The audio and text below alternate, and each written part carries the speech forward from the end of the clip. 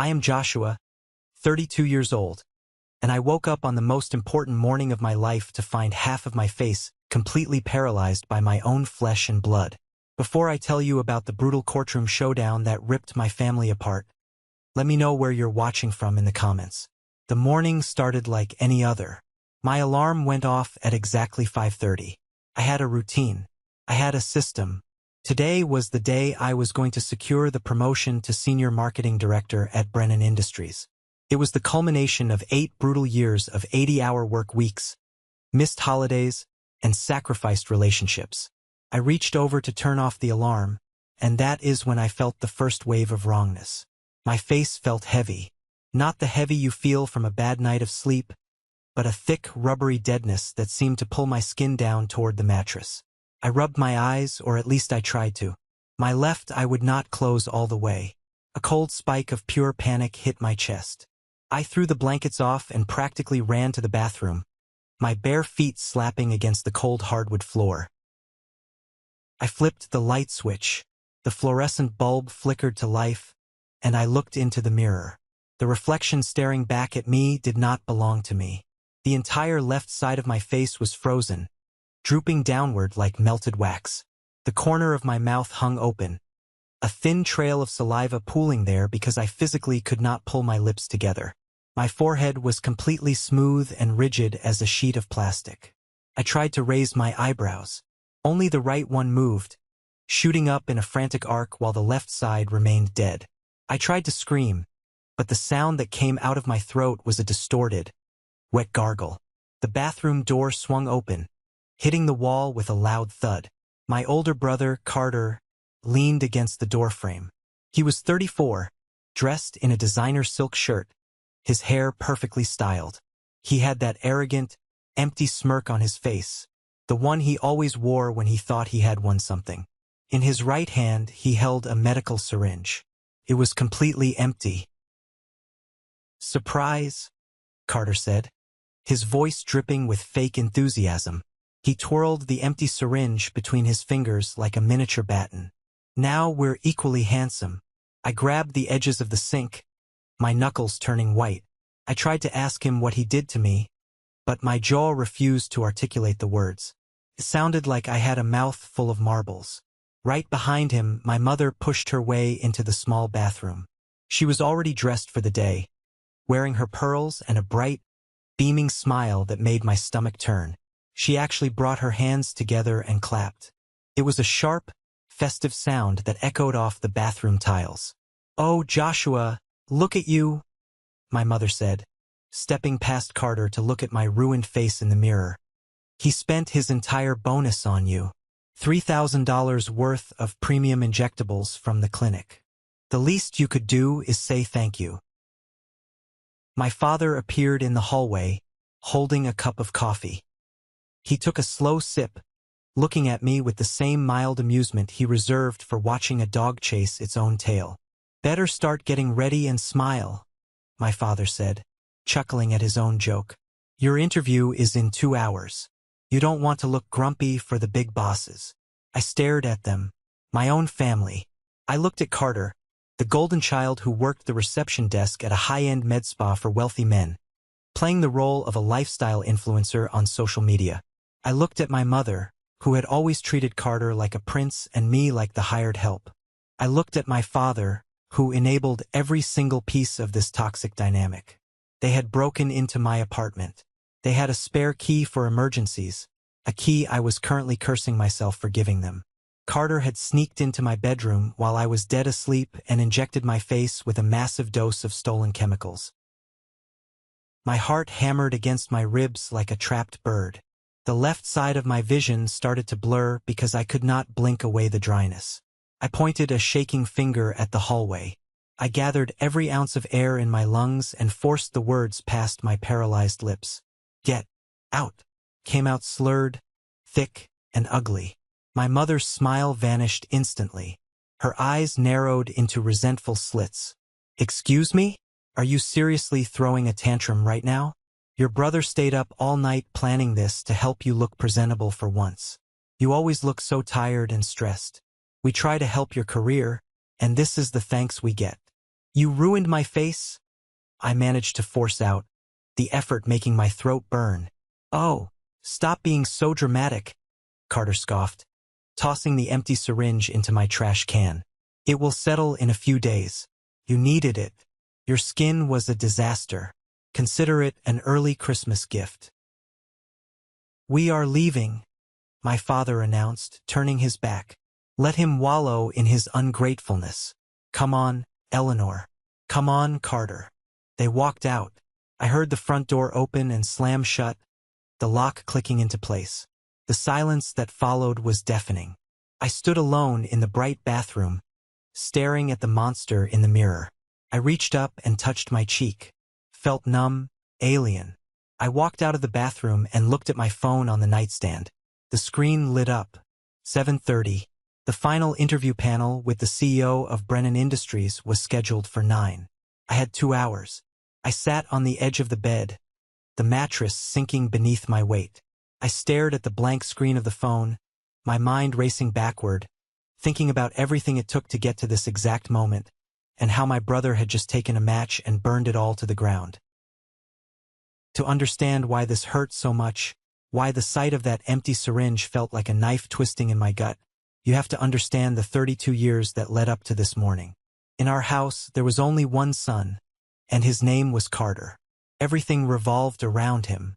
Growing up, if Carter wanted to play baseball, my parents bought him the best gear, hired private coaches, and traveled across the state for his tournaments. When I brought home straight A's and a debate team trophy, my mother would barely glance at it before telling me to keep my voice down so Carter could rest before his big game. The disparity hit its absolute peak when it was time for college. I had worked through high school, saving every penny from bagging groceries and mowing lawns. I thought I had a college fund. That was what my parents had always told me. But when the tuition bills came due, my father sat me down at the kitchen table and cleared his throat. We had to reallocate some assets, Joshua, he said, not meeting my eyes. Reallocate to what? I had asked. The answer arrived in our driveway the very next day. A brand new, sleek black Porsche.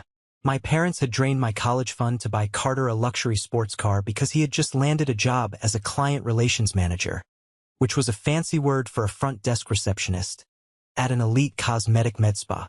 My mother insisted that Carter needed to project an image of wealth and success to fit in with his wealthy clients. My education was deemed less important than my brother's aesthetic. I did not argue.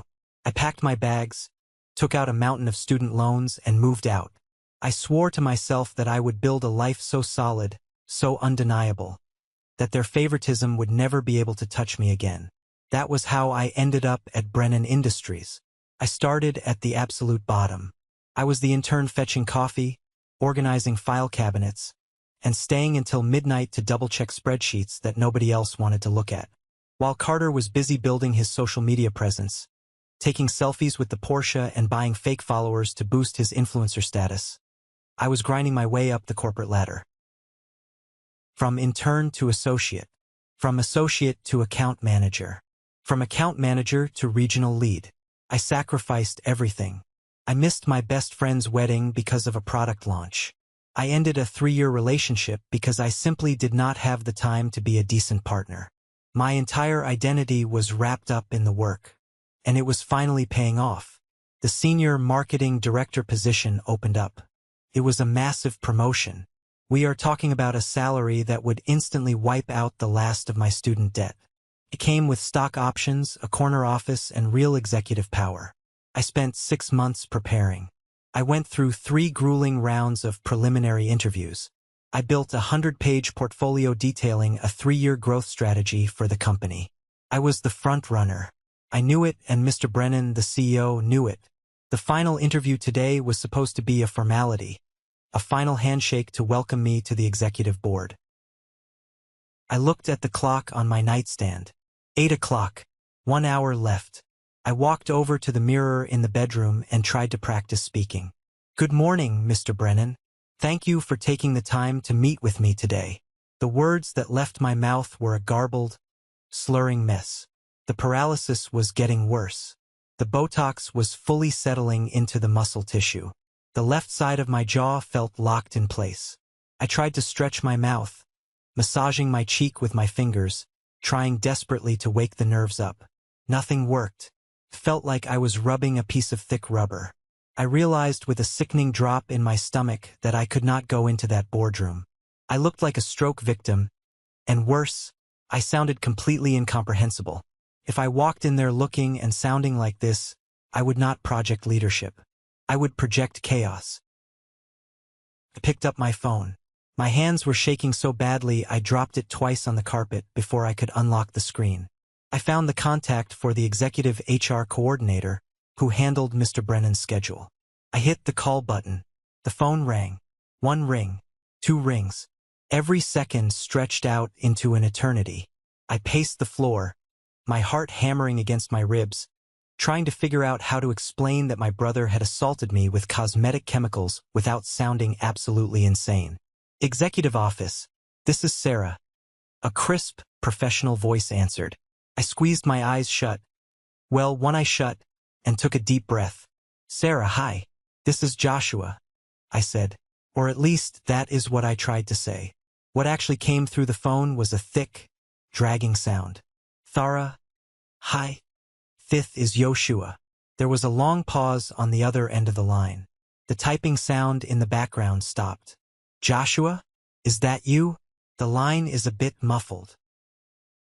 I need to reschedule, I forced out, pushing every syllable through my teeth. The drool at the corner of my mouth spilled over, and I wiped it away furiously with the back of my hand. Medical emergency. Another pause. This one felt heavier. Joshua, are you okay? You sound strange. Are you in a safe place? Before I could answer, another voice came on the line. It was Mr. Brennan. He must have been standing right next to Sarah's desk. Joshua? It's David Brennan. What is going on? We are expecting you in the boardroom in 45 minutes. The entire committee is here. Mr. Brennan? I tried to speak slowly, clearly, fighting the dead weight of my own face. I had an incident. Medical. I cannot speak properly. Face paralyzed. Need to postpone.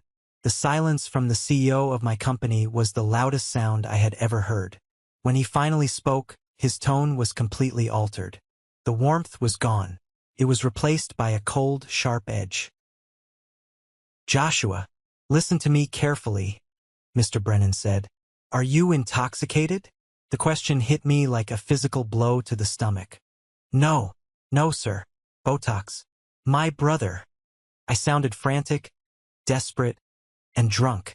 The more I panicked, the less control I had over my tongue. This is unacceptable. Mr. Brennan cut me off. The disappointment in his voice was crushing. This position requires someone who can handle pressure, not someone who calls in an hour before the final panel sounding like they just left a bar. We needed immediate availability for this role. If you cannot make this interview today, we have to move forward with the other candidates. Please, I begged, the words sliding into a pathetic slur. I am sorry, Joshua. We will contact you next week regarding your current position. Goodbye. The line went dead. The dial tone buzzed against my ear. I lowered the phone. 8 years. Thousands of hours of overtime. The promotions, the salary I dreamed of, the escape from my family's shadow. Gone. Evaporated in a single 3-minute phone call. I sat on the edge of my bed. For a long time, I didn't move. The grief was so heavy it felt like it was crushing my lungs. But then, somewhere deep in my chest, the grief hardened, crystallized into something cold, sharp, and intensely focused. I didn't cry. Instead, I stood up. I walked into the living room, grabbed my ring light from the closet, and set it up. I mounted my phone on the tripod. I hit record. I spent the next 20 minutes documenting everything. I took close-up photos of the injection marks on my forehead, around my eyes, and near my jawline. Tiny red pinpricks where Carter had pierced my skin. I recorded a video of myself trying to speak, trying to smile, trying to blink. I created a time-stamped, undeniable record of exactly what had been done to me. Then, I grabbed my car keys, put on a medical mask and sunglasses to hide my face, and drove straight to the hospital. The emergency room was packed, but the moment the triage nurse pulled down my mask, she immediately rushed me into an examination room. 10 minutes later, Dr. Matthew, the attending physician, walked in.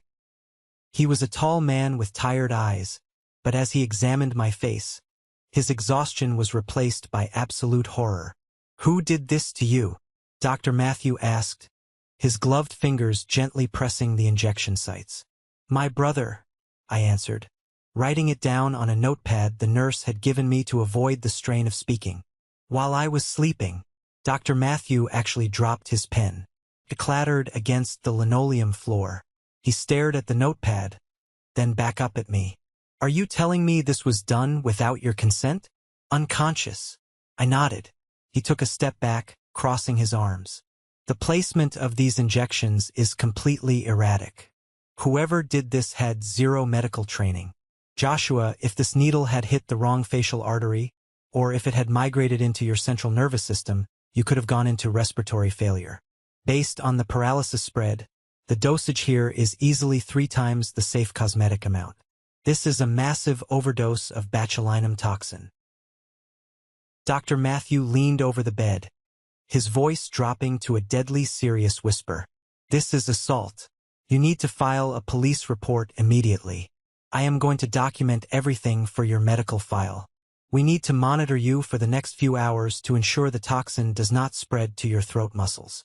As I sat there with an 4 in my arm, my phone buzzed in my pocket. I pulled it out.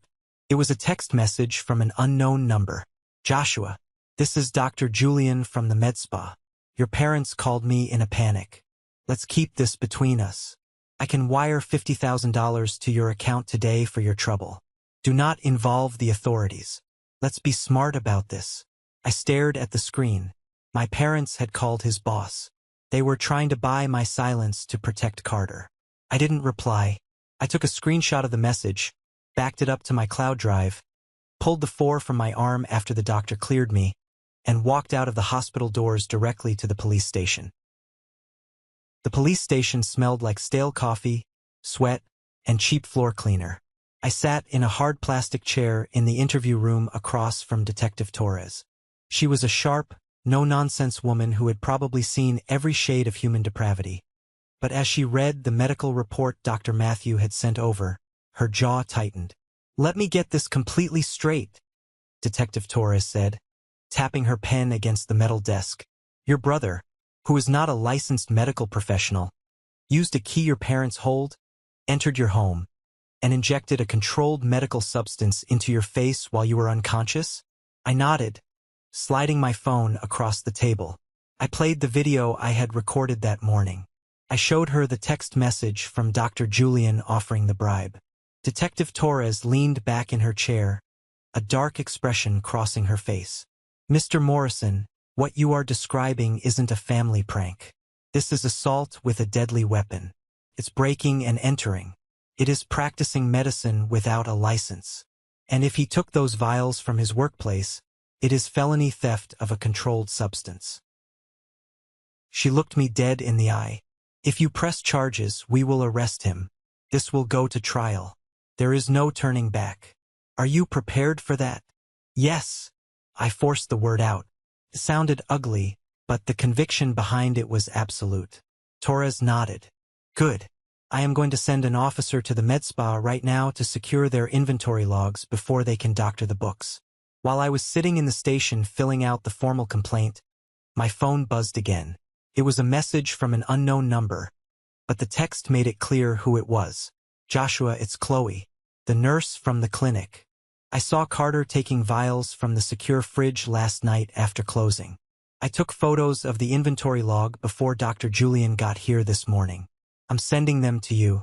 I can't let them cover this up." The puzzle pieces were locking into place perfectly. I forwarded the screenshots to Detective Torres.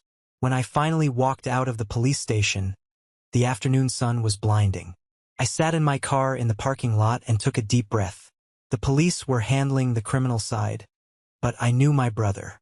I knew his world, Carter's entire existence, his self-worth, his income. It was all tied to his pristine, curated social media image. He had 50,000 followers who thought he was a wellness guru living his best life in a Porsche. It was time to introduce his followers to reality. I drove home. I sat at my dining room table, opened my laptop, and pulled up my social media accounts. I did not have a massive following, but I had enough connections in the corporate marketing world, and I knew how algorithms worked. I selected the most brutal, unflattering photo I took that morning. The one where my face was severely drooping, the injection sites bruised and red, my eye watering helplessly. I uploaded the photo. I didn't write a long, emotional essay. I kept it cold, precise, and completely factual. The caption read, "When your brother breaks into your apartment and injects you with a lethal dose of stolen Botox while you sleep to make you equally handsome 2 hours before the biggest job interview of your life. He cost me my career. The police are handling the rest." I tagged Carter's influencer account. I tagged the med spa. I tagged Dr. Julian. I added the hashtags for cosmetic safety and local news outlets. My finger hovered over the mousepad. Once I clicked publish, the war was going to go public. My family would be exposed. There would be no quiet Sunday dinners ever again. I clicked publish. Then, I forwarded the formal police report, along with Chloe's inventory photos, directly to Dr. Julian's professional email, copying the state medical licensing board. I sat back and watched the screen. For the first 10 minutes, nothing happened. A few confused comments from former coworkers. But then the algorithm caught it. A prominent anti-botch surgery advocate with 1 million followers retweeted my post. My phone started vibrating violently. Notifications flooded the screen. 10 comments turned into 100. 100 turned into 1,000. People were outraged, horrified, and tagging local authorities. Then the phone calls started. First, it was my mother. I watched her name flash on the screen. I let it go to voicemail. Then my father. Voicemail. Then Carter. I answered that one. I put it on speaker. "Are you insane?" Carter's voice was shrill, completely stripped of its usual arrogance. He sounded like a cornered rat. "Take the post down. Take it down right now, Joshua. Dr. Julian just fired me. The police are here at the clinic pulling the security tapes. You are ruining my life. You ruined my face," I said, my slurred voice cold and steady. "And you ruined my career. Now we are equal." I hung up. I blocked his number. I blocked my parents. I walked into the bathroom, looked at my twisted, paralyzed face in the mirror, and for the first time that day, I felt a genuine sense of peace. The storm was here, and I was the one driving the winds. The internet moves with terrifying speed when it smells blood. Within 48 hours, the story had exploded beyond anything I could have engineered. It wasn't just a local scandal anymore. It was a national viral sensation. Botox brother assault was trending. Carter's life was dismantled piece by piece in the public square. His followers turned on him instantly, flooding his perfectly curated photos with disgust. The boutique fitness brands that sponsored him publicly severed their contracts. The med spa, terrified of losing its medical license, issued a public statement condemning Carter and announcing they were pressing their own felony theft charges against him. For 3 days, Carter was the internet's most hated person. It is an eternity in social media time. My parents managed to bypass my blocked numbers by calling me from a prepaid phone. When I answered, my mother shrieked so loudly the speaker cracked. "You are destroying your brother's life over a misunderstanding," she screamed, her voice breaking. "He was trying to help you. You can get another job, Joshua, but Carter is facing jail time. How can you do this to your own blood? Can I get another face while he is in prison?" I asked, my voice flat. "Prison? Don't be ridiculous." My father grabbed the phone. "We will hire the best lawyer in the state. We will crush you in court if you don't drop this. Assault with a deadly weapon carries 5 to 10 years, I replied. "See you in court." I hung up. The trial was swift. The evidence was an absolute avalanche. The criminal justice system does not care about family dynamics. It cares about facts. And the facts were damning. I sat in the front row of the courtroom, wearing a sharp suit. My face was still partially paralyzed, requiring me to dab the corner of my mouth with a handkerchief occasionally. Across the aisle sat my parents, holding hands, looking aged and terrified. Carter sat at the defense table wearing a cheap suit. He looked small, pale, and stripped of all his false bravado. Carter's defense attorney was a slick, expensive lawyer my parents had clearly drained their savings to hire. He tried to spin a ridiculous narrative. He paced in front of the jury, painting Carter as a misguided but loving brother who made a stupid mistake out of a desperate desire to boost my confidence. It was a prank gone wrong, the lawyer argued smoothly. A foolish attempt to give his hard-working brother a glow-up. There was no malice, no intent to harm. The jury looked skeptical, but the defense was fighting hard to reduce the charges to a simple misdemeanor. Then it was the prosecution's turn. The district attorney stood up. She did not yell. She did not pace. She simply walked over to the AV cart and plugged in a flash drive. The defense claims there was no malice, the prosecutor said, her voice echoing in the silent courtroom. The defense claims this was an act of brotherly love. I would like the jury to see the defendant's own definition of love. She pressed play. A video appeared on the large screens facing the jury box. It was footage the police cyber unit had recovered from Carter's deleted iCloud files. He had filmed it on his phone in my dark bedroom, right before he injected me. In the video, the camera is pointed at Carter's face. He is grinning, eyes gleaming with sheer malice. He whispers into the microphone, "My genius brother thinks he's so much better than me with his fancy corporate job. Let's see how far that big brain gets him when he can't even move his stupid face to speak." The camera then pans down to me, fast asleep, vulnerable, trusting the safety of my own home. Carter's hand comes into frame, holding the needle, pressing it into my skin. A collective gasp swept through the courtroom. I heard someone in the gallery mutter, "Monster." I looked over at my parents. My mother had her hands over her mouth, her eyes wide with shock. My father was staring at the floor, his face drained of all color. The illusion was shattered. They could no longer pretend this was an accident. They had just watched their golden child gleefully plot my destruction. Carter buried his face in his hands on the defense table. His expensive lawyer stopped taking notes and just stared at the screen, knowing the case was entirely dead. The jury deliberated for less than 2 hours. The judge asked the foreman to read the verdict. On the charge of assault with a deadly weapon, we find the defendant guilty. On the charge of breaking and entering, guilty. On the charge of practicing medicine without a license, guilty. The judge slammed the gavel. Carter was handcuffed right there in the courtroom. As the bailiffs led him away, he looked back at my parents, sobbing, begging them to do something. They just sat there, frozen. I stood up, buttoned my suit jacket, and walked out of the courtroom into the bright afternoon sun. I had won the battle. This is a moment that changed everything, when I finally regained control of my life. Thank you for your patience in getting this far. You are amazing. Please help me like the video and leave a comment with the number 1 below so I know you've been with me this far. This will not only help more people find this story, but also let me know that my experiences are meaningful to someone. Your support is the biggest motivation for me to continue sharing the rest of this journey. The criminal trial put Carter behind bars, but the justice system was not done with the Morrison family. The very next week, I filed a massive civil suit. I didn't do it out of greed. I did it because my life had a price tag attached to it. The medical bills for the extensive physical therapy to rehabilitate my facial nerves were astronomical. Furthermore, I had documented proof from Brennan Industries that I lost a massive salary increase and executive stock options directly because of the assault.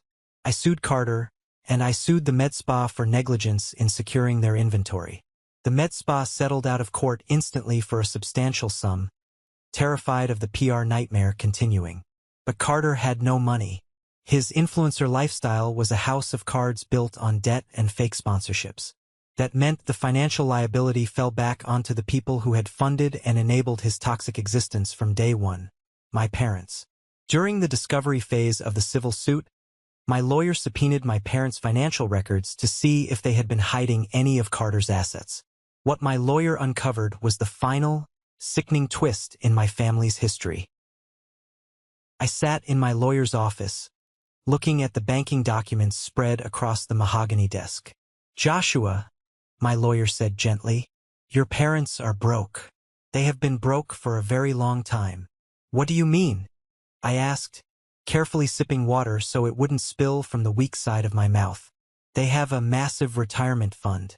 They own a huge house." "They don't own the house," my lawyer corrected, sliding a piece of paper toward me. 10 years ago, they took out a massive second mortgage on the property, and they liquidated their entire 401k. I looked at the date on the mortgage documents. It was the exact same month I was starting college. The exact same month my father told me my college fund had been reallocated. "They didn't just drain your college fund to buy Carter that Porsche," I realized out loud, my voice tight. "They remortgaged their home. They gambled their entire financial future to buy him a sports car and fund his fake lifestyle." "And now," my lawyer added, "they used whatever scraps of credit they had left to pay for his criminal defense attorney. If we proceed with the civil judgment to garnish Carter's future wages and seize his remaining assets, your parents' house will be foreclosed by the bank within 60 days. They will have nothing." My lawyer looked at me, giving me an out. "You have every right to take every penny, but it will destroy them financially." That night, my doorbell rang. I opened the door. My parents stood on the porch in the pouring rain. They didn't have umbrellas. They looked soaked, pathetic, and utterly broken. My mother's pearls were gone. My father looked 10 years older. "Joshua," my father pleaded, his voice cracking, "please, let us in." I stood in the doorway, blocking their path. "Say what you need to say from there." My mother burst into tears. "Please drop the civil suit. We are begging you. The bank sent the foreclosure notice today. We are going to lose the house. Carter is in jail. You have your revenge. Hasn't this family suffered enough?" I looked at the woman who had clapped her hands in delight while my face hung paralyzed. I looked at the man who laughed and told me to smile for my interview while I was internally suffocating. "You are not my family," I said, my voice finally clear, the paralysis almost entirely gone now. "You are just people I happen to share DNA with. A family doesn't drain a college fund to buy a Porsche. A family doesn't clap when you are disfigured. And a family certainly doesn't hire a lawyer to protect the attacker and destroy the victim." "Joshua, he is your brother," my mother wailed. "He was," I corrected coldly. "Now he is a convict. You made your choices for 32 years. Now the bill is due. I am not dropping the suit." I closed the door. I locked the deadbolt. I didn't look out the window as they walked away into the rain. I walked into my kitchen, made myself a cup of tea, and slept soundly for the first time in months. The storm was finally over. The wreckage was cleared. It was time to build something new. A full year passed since the gavel fell in that courtroom. Let me tell you, healing is not a movie montage where everything gets magically better in a 3-minute pop song. Healing is brutal. It is slow. It is waking up every single morning, staring at the bathroom mirror, and actively choosing not to let hatred completely consume your soul. For the first 3 months, my life was a relentless, exhausting cycle of medical appointments and intensive physical therapy. The massive, unregulated dose of Botox my brother injected into my face had severely traumatized my facial nerves. I had to literally relearn how to use my own muscles. My best friend, Nathan, was my absolute rock during this dark time. He took time off his own job to drive me to the clinic twice a week when the nerve medication made me too dizzy and nauseous to sit behind the wheel. I spent hundreds of hours sitting in a sterile, white-walled room, hooked up to a complex biofeedback machine. The physical therapist would attach tiny, cold electrodes to my cheeks, my forehead, and my jawline. I had to sit in front of a mirror and concentrate with all my might just to make my left eyelid twitch. I had to practice smiling like a toddler learning to walk. Every single millimeter of movement was a hard-fought victory that left me sweating and physically drained. Sometimes, I would just sit in the clinic parking lot after a session and scream out of sheer frustration, the sound muffled by the thick windows of my car. But as the months dragged on, the toxins finally began to metabolize and leave my system. My face slowly started to wake up. The heavy drooping disappeared. My jaw finally unlocked, allowing me to chew solid food without pain. My speech returned to its normal, crisp cadence, leaving behind the slurred, heavy sounds that had cost me my career. By the 6-month mark, unless you knew exactly what to look for, you would never know I had been chemically paralyzed by my own flesh and blood. And then, just as I was getting my physical life back on track and preparing to send out my resume to new firms, the professional world handed me the ultimate plot twist. It was a quiet Tuesday afternoon. I was sitting at my kitchen table, drinking black coffee and reviewing my portfolio, when my cell phone vibrated against the wood. The caller ID flashed a name I honestly thought I would never see again. David Brennan, the CEO of Brennan Industries, the man who had coldly hung up on me when I sounded intoxicated during my medical emergency. I stared at the screen for a long time. I let it ring 3 times. I took a deep breath, making sure my posture was straight even though he couldn't see me, ensuring my voice was completely steady, and answered. "This is Joshua Morrison." "Joshua, it is David Brennan. I am calling to offer you a profound, unqualified apology." His voice sounded entirely different from that cold morning a year ago. He sounded exhausted, humbled, and deeply regretful. I leaned back in my wooden chair, crossing my arms. "I am listening, Mr. Brennan." He let out a heavy sigh and went on to explain the absolute disaster that had unfolded at his company over the past 8 months. The man they had hired for the senior marketing director position instead of me, the guy who was supposed to be the safe, immediate, perfect choice, had just been escorted out of the corporate building in handcuffs by federal authorities. He had been caught aggressively embezzling company funds and fabricating quarterly financial reports to cover his tracks. In their frantic rush to fill the position after my forced withdrawal, the executive board had completely skipped the deep dive background check. "We made a catastrophic error in judgment, Joshua," Mr. Brennan admitted over the phone, his tone heavy with corporate regret. "And I made a severe personal error in how I handled your medical emergency. I saw the news articles about your brother's criminal trial. I saw the police reports. I saw what your family did to you. It was unconscionable.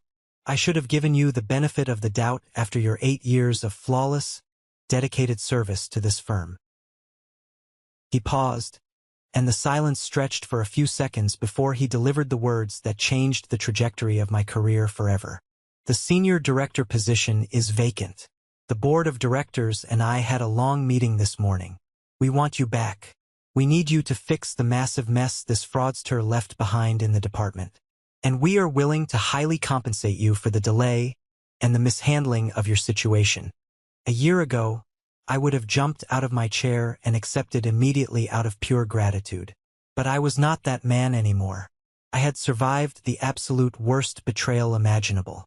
I had the leverage now, and I knew exactly how to use it. Mr. Brennan, I appreciate the transparency," I said, my voice completely level. "But returning to fix another man's criminal mistakes requires a different level of commitment. I want the promotion to senior director, yes, but I require a starting salary that is 30% higher than the original offer. I want a comprehensive signing bonus to cover the income one lost over the past year. I need an ironclad severance package written into my contract, and full executive stock options starting on day 1.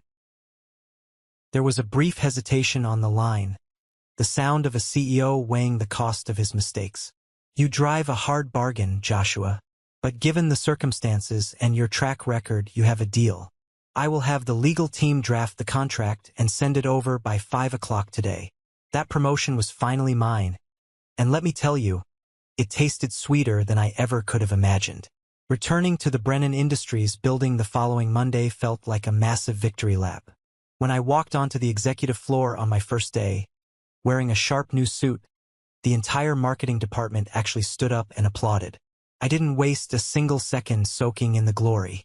I rolled up my sleeves and dove straight into the work, dismantling the corrupt systems the previous director had put in place and rebuilding the team's morale from the ground up.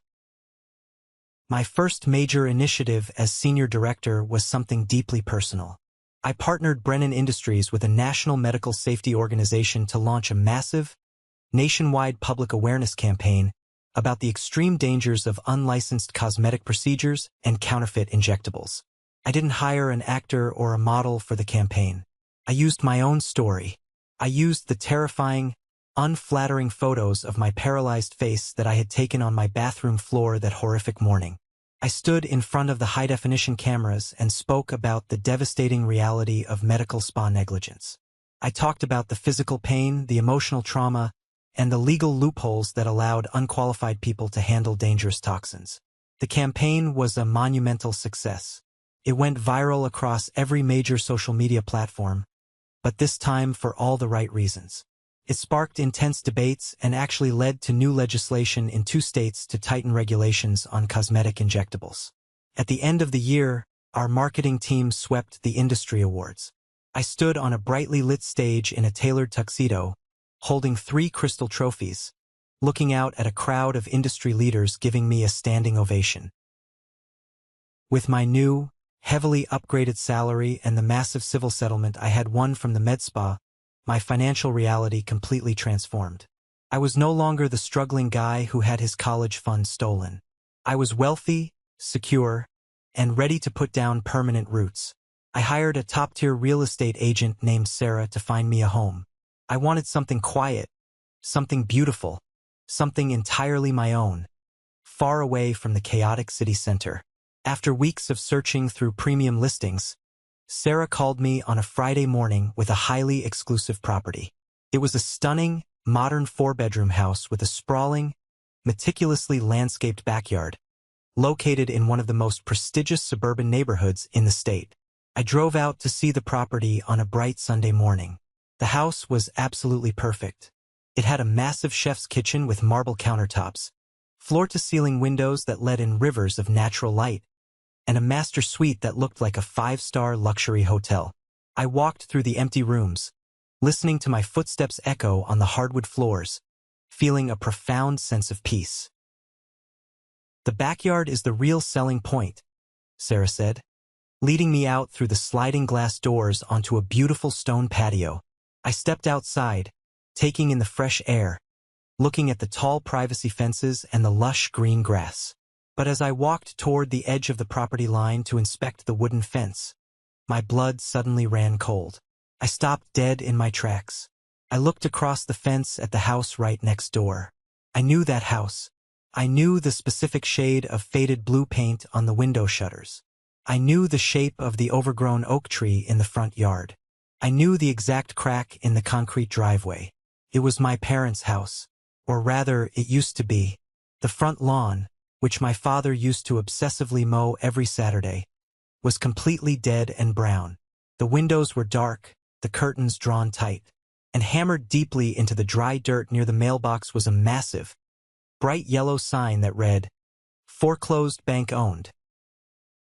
The bank had finally taken it. The crushing weight of Carter's criminal defense lawyer fees, combined with the catastrophic financial ruin of my civil lawsuit, had pushed them completely over the edge.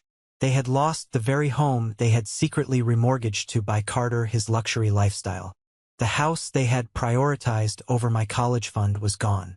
I stood on the beautiful stone patio of this million-dollar property, looking at the decaying ruins of the toxic kingdom I had finally escaped from. The absolute poetry of the moment, the sheer cosmic justice of it all, was almost too perfect to believe. It was as if the universe had guided me exactly to this spot to show me the final score. I turned to Sarah, my real estate agent. She looked concerned by my sudden silence. "Is everything okay, Joshua?" she asked. I looked back at the foreclosed house, then at the beautiful home behind me. "Everything is perfect. I will take it. Full asking price. All cash. Let's get the paperwork started today." Moving day was an absolute triumph. I hired a premium moving company to handle every single detail. I stood on the pristine, sweeping driveway of my new estate, holding a cup of premium dark roast coffee, watching a team of professional movers carefully carry my new, expensive furniture through the grand double doors. The sun was shining, the air was crisp, and I felt a sense of ownership over my life that I had never experienced before. That is when I saw her, a rusty, beat-up sedan, its exhaust sputtering loudly, pulled up to the curb of the foreclosed house next door. The engine died with a rough clatter. The driver's side door creaked open, and my mother stepped out. I barely recognized the woman standing on the sidewalk. The arrogant, pristine woman who used to wear expensive pearls and host extravagant neighborhood dinner parties to show off her golden child was completely gone. She looked withered, frail, and aged 20 years in the span of 12 months. Her hair, once perfectly dyed and styled, was graying at the roots and pulled back into a messy knot. She was wearing a faded, oversized sweater, and her posture was heavily slumped. She had come to collect the last few boxes of worthless junk the bank had allowed them to leave on the curb before the property went to auction. She bent down to pick up a damp cardboard box. As she stood up, she glanced over at the commotion happening at the luxury estate next door. She saw the moving trucks. She saw the expensive furniture. And then, her eyes locked onto me, standing in the driveway with my coffee. She froze completely. The cardboard box in her hands slipped from her grasp and dropped to the sidewalk, hitting the concrete with a dull thud. Old photo albums and cheap trinkets spilled out onto the dirty street. She walked slowly toward the property line, her steps hesitant, stopping right at the edge of my freshly manicured green lawn. Her eyes darted wildly from my perfectly healthy, expressive face, to the tailored clothes I was wearing, to the massive, stunning house behind me. "Joshua," she whispered. Her voice was trembling violently, carrying a thick mixture of profound shock, exhaustion, and deep, unyielding bitterness. Is this your house?" "It is," I replied calmly, not taking a step toward her. I took a slow sip of my coffee. Her face contorted into an ugly, familiar mask of resentment. The victim mentality that had ruled her entire life flared up instantly. "How could you? Of all the houses in this entire state, you buy the one right next to our ruin? Are you enjoying this? Living here, rubbing your money and your promotion in our faces while we suffer? Your father couldn't handle the stress of the bankruptcy. We are going through a messy divorce. I am living in a cramped, miserable one-bedroom apartment across town. Is this what you wanted?" I looked at her. I searched my chest for a spark of sympathy, a shred of guilt, or even a flash of anger, but I found nothing. I just felt a cold, absolute clarity. The emotional chains she had wrapped around my neck for 32 years were completely shattered. "I am not rubbing anything in your faces, Eleanor," I said, intentionally using her first name to sever the final maternal tie. "I am simply living my life, the exact, beautiful life I built with my own two hands and my own intellect after you and your golden child tried to permanently destroy it. You chose to inject poison into my skin while I slept. I chose to inject truth into the world. You gambled your entire life on a vicious, empty shell of a son, and you lost." She flinched as if I had physically struck her across the face. "We are your family, Joshua. We are your blood. You cannot just erase us." "No," I corrected her, my voice unwavering and hard as steel. "You were my relatives. Biology is nothing but a genetic accident. Family is a choice. A real family does not drain a son's college fund to buy a sports car for a spoiled brat. A family does not clap their hands in delight when you are disfigured and terrified. A family does not hire a cutthroat lawyer to protect a violent attacker and destroy the victim in a courtroom. You made your choice every single day for 3 decades, and now you get to live with the consequences of those choices alone." She stood there, shrinking under the crushing weight of her own undeniable guilt. She looked down at the spilled photo albums on the concrete. "Carter wants to apologize," she said weakly, her voice cracking, grasping at the final, pathetic straws of her delusion. "He was released on parole last week. He has to wear an ankle monitor. He can't get a decent job because of his felony record. He is working the night shift at a customer service call center. He wrote you a letter. Please, Joshua, just read it. I looked at the woman who had enabled my abuser, and I felt absolutely nothing but a mild desire for her to get off my sidewalk. You can tell Carter that he is welcome to send me that letter, I said, turning my back to her. And I might actually open it on the exact day he pays off the remaining $200,000 he owes me in civil restitution from his minimum wage salary. Based on the math, that should take him about 15 years. Have a nice life, Eleanor. I didn't wait for her response. I didn't watch her cry. I walked up my driveway, stepped through the massive front doors of my home, and closed them firmly, shutting out the toxic past forever. The heavy click of the deadbolt locking into place was the most satisfying sound I had ever heard. That evening, I hosted my very first dinner party in the new house. The massive chef's kitchen was filled with the incredible smell of roasting garlic, fresh herbs, and expensive wine. The long dining table was surrounded by the people who had truly earned the sacred title of family. Nathan was there, pouring drinks and telling terrible jokes that made everyone groan. Chloe, the brave med spa nurse who had risked her own job and reputation to expose Carter's theft to the police, was sitting next to him, laughing loudly.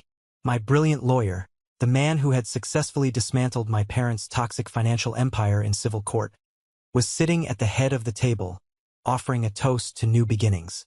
Even Mr. Brennan had sent a massive, gorgeous bouquet of white orchids with a handwritten card to congratulate me on the new home. The house was filled with warmth, loud, genuine laughter, and pure love. There was no jealousy hiding in the corners. There was no walking on eggshells to appease a golden child. There was no competing for basic human decency. We were just good people enjoying the fruits of hard work and loyalty. Late that night, long after the last guest had hugged me goodbye and driven home, the house settled into a peaceful, heavy quiet. I walked into my master bathroom to get ready for bed. It was a beautiful space, all gleaming white marble, polished glass, and warm, soft lighting. I stood in front of the massive vanity mirror. It was the exact same scenario as that nightmare morning a year ago. A man standing alone in a bathroom, looking at his own reflection. But this time, the reflection belonged entirely to me. I leaned closer to the glass. I looked closely at my face. I raised my eyebrows. Both of them shot up perfectly, the muscles responding instantly to my command. I squeezed my eyes shut, tight and strong, holding them for a second before opening them wide. And then I smiled. It was a massive, genuine, ear-to-ear smile. It wasn't forced. It wasn't practiced for a biofeedback machine. It was pure joy. Every single muscle, every nerve ending worked in perfect, flawless harmony. The movement created deep, highly visible laugh lines around the corners of my eyes and the edges of my mouth. They were the exact wrinkles Carter had tried to violently erase with his stolen poison. He thought he was bringing me down to his pathetic level. He thought he was making us equally handsome by turning me into a paralyzed, drooling monster so he could shine brighter. But all his cruelty did was set the stage for me to rise so incredibly high that my former family could not even see me from the absolute bottom of the miserable pit they dug for themselves. I reached up and gently traced the laugh line near my left eye with my index finger. I earned these lines. They are not flaws. They tell the most beautiful, undeniable story of all. They tell the story of a man who was pushed to the absolute brink, who lost everything in a single morning, and who fought his way back to the top. They tell the story of survival. That brings us to the end of my story. But before you click away to another video, I want to take a moment to talk about the real lesson hidden beneath all the dramatic courtroom battles, the lost college funds, and the corporate promotions. Society places a massive, often suffocating burden on the concept of family. We are heavily conditioned from a very young age to believe that blood is thicker than water. We are taught that we must forgive our relatives infinitely, no matter how terribly they treat us, and that walking away from family is the ultimate moral failure. My terrifying experience taught me the exact opposite. Toxicity does not suddenly get a free pass just because it shares your DNA. Abuse, manipulation, and profound jealousy do not become acceptable just because they happen at a Thanksgiving dinner table instead of a dark alley with a stranger. The most empowering, life-altering decision you will ever make in your life is realizing that you have the absolute, fundamental right to curate the people who have access to your energy and your life. Setting firm boundaries is not an act of cruelty. It is a vital act of self-preservation. When you finally stop pouring your soul, your time, and your love into a black hole of people who flat out refuse to value you, you suddenly have all this incredible positive energy left to build a life you actually love. You get to choose your real family based on respect, loyalty, and mutual support. Never let anyone guilt-trip you into staying in a room where you are treated like a burden instead of a blessing. Your life, your success, and your peace of mind are worth protecting at all costs. I would love to hear your thoughts on this. What was your biggest takeaway from my journey? Have you ever had to set a difficult boundary with someone close to you, maybe even a parent or a sibling? Share your perspective and your own stories in the comments below. Or, if you simply agree with the message, just drop the word "good" in the comments so I know you made it to the very end and that these life lessons resonated with you. Your support means the world to me. Stay strong, protect your peace, and I will see you in the next video.